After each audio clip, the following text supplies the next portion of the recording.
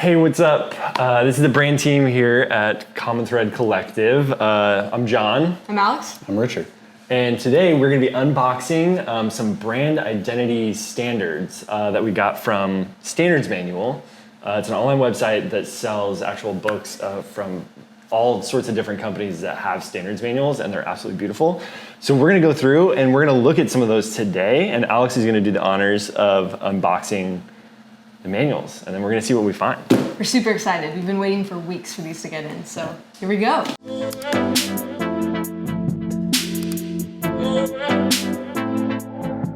we go. They've been sitting on our porch. I know. All right, well, cut away from the faces. That's how it typically goes, right? This is what happens. Designers, we nerd out about really nerdy stuff like this. So what are you guys expecting? What do you think the I know we got the NASA one. It's true. I think that's the one I'm most excited to see. What about you, Richard? I just think it's going to be incredibly sleek. It's going to be a book in a box, and it's going to slide out, and it's going to feel awesome. There's a box within a box. Box in a box. Mm-hmm. Green wrapping paper. EP Flex. What? This is the first one. It's very simple. Nice. All right.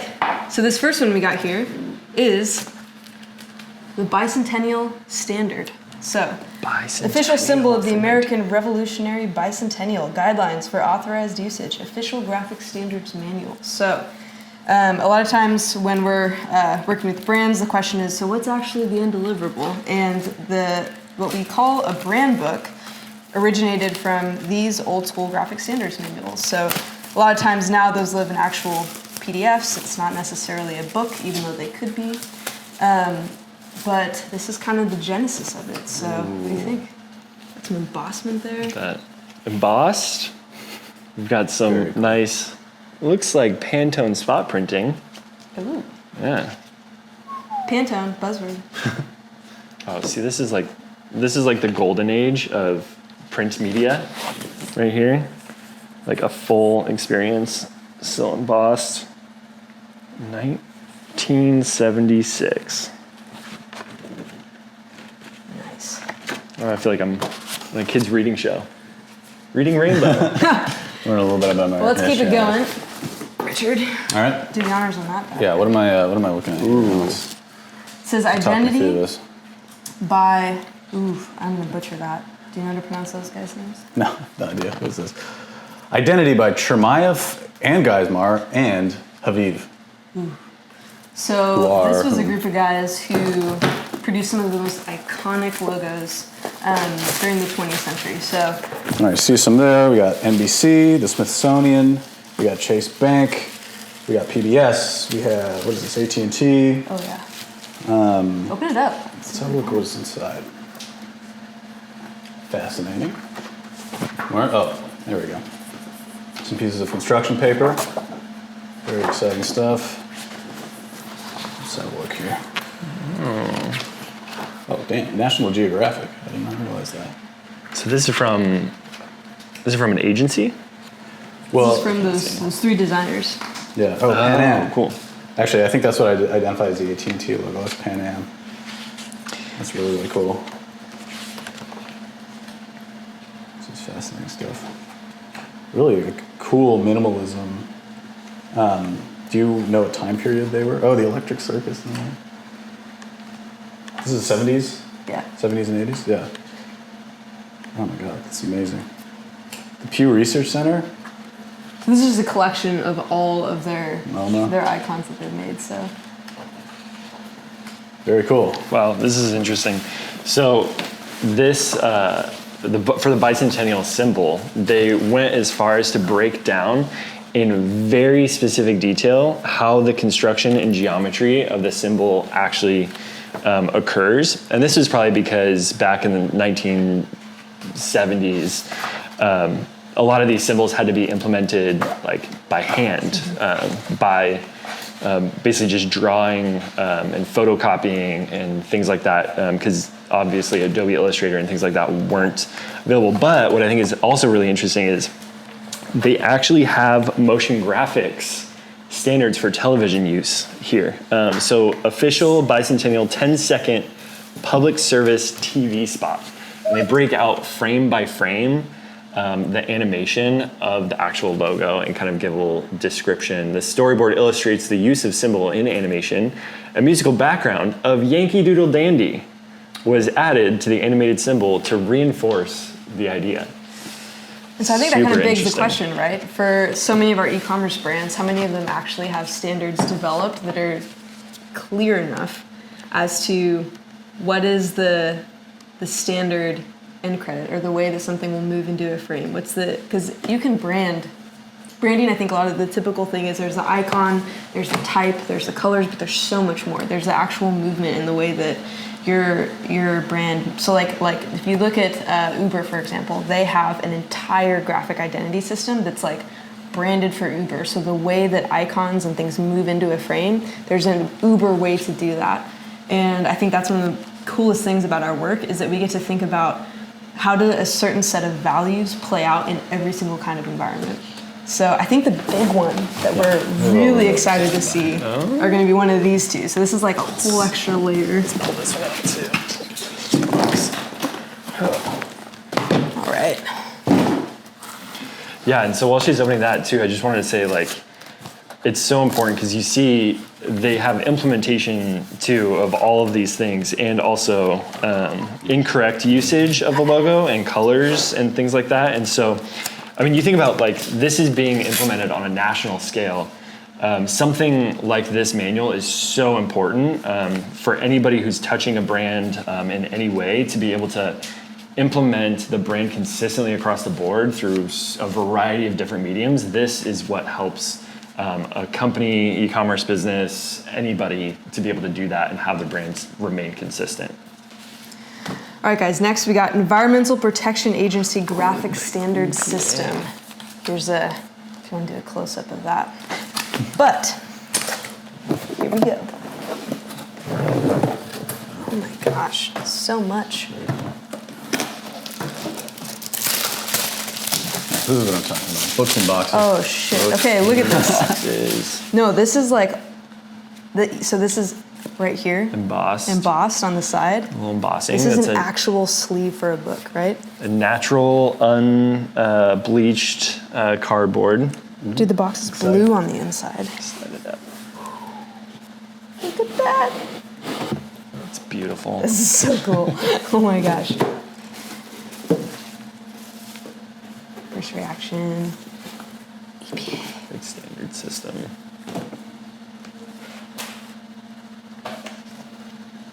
Publications, type, grids and formats, stationery system, periodicals and news releases, EPA programs. Jeez. Okay, so this one's actually really cool because they actually photocopied the old system and literally reprinted it into this new book here. So this is like, what year was this from? Let's see. 1977. 1977. Wow. This is cool. Yeah, so you can see the 3-ring binding of the photocopy for this entire book. And this probably existed in that time as a 3-ring binded photocopy Fold book. out. Grid systems. We have everything, every aspect of the brand being defined down to basically every single detail. So that an idiot could be handed a project for the EPA and know exactly what to do by the use of this manual. What's it like to design when there's no standard in place, John? It's actually a little bit easier to design, but it's gonna look worse. And so it depends on the designer really. I kind of talked about this on another video, link in bio. And if you don't give a designer parameters, they'll either run with whatever they think in their mind, and you're gonna end up with something looking completely different than what the brand is all about, or they'll use maybe the right kind of vibe, but still isn't really cohesive, or a designer will just really have a hard time making something look decent, and they'll start hitting their head against the wall because they don't know what to do. They don't know how to use anything to make it fit in this certain system, and you'll end up, a lot of designers will try to just put more on in order to solve the problem instead of just relying on a few simple basic principles. But, Cool. All right. Why don't you and the do last the one we're honors? all excited for, Pieces of resistance. probably another box within a box, maybe. Love if I it. can open this one. Ooh. Oh, it's like,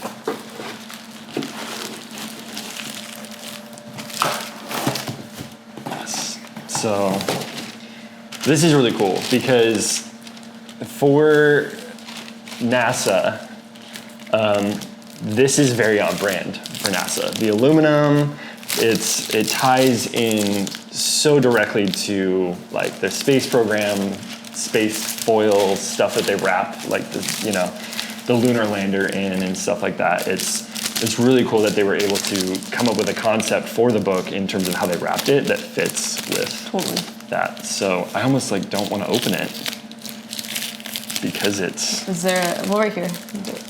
Is there a This little seam? spot here. There is a seam. Always go with the seam, guys. And if you think about the video speaking to mission magic money, right? How can you at every point in your customer's journey talk about your mission, create a little bit of magic and moments of delight, and then obviously make money? I feel like this is a perfect type of use where NASA was like, what can we do to create a little bit of a magic moment for the people that are interacting with our brand and our design standards? And just immediately when you first grab this is like a really matte, nice, soft texture. So you go from this really, typical plastic, kind of sticks to your hand a bit, to this like soft thing. So tactile wise, this is like a shock when you first grab it. Cool. So let's see here. First few pages. Oh, we got some more foldouts here. Again, this is all basically from a photocopy manual that originally existed in a 3-ring binder. But defining all of those use cases. So this is the incorrect uses of the logo. So this happens because obviously in large organizations, people get a logo and they're like, oh, I need to make it fit in this certain way, and then they start tweaking it to make it look different, or they put their own little spin on it, and then somebody's running around pulling out their hair, yelling at everybody, saying, no, that's not how you do it. So they put it in a book. That was a little bit too close to home for you. It was a little too close to Emotionally, home. Yeah, that's good.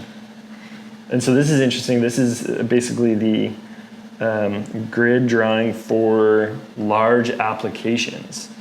So it's they basically map out kind of these large squares. And if you've ever taken a really basic drawing class where you have to put a grid on the photo that you're trying to paint, and then you take just if you break it down into smaller sections, you can easily paint what's in this square, and then you have a painting. So it's very similar to that, where they're making it as simple as possible.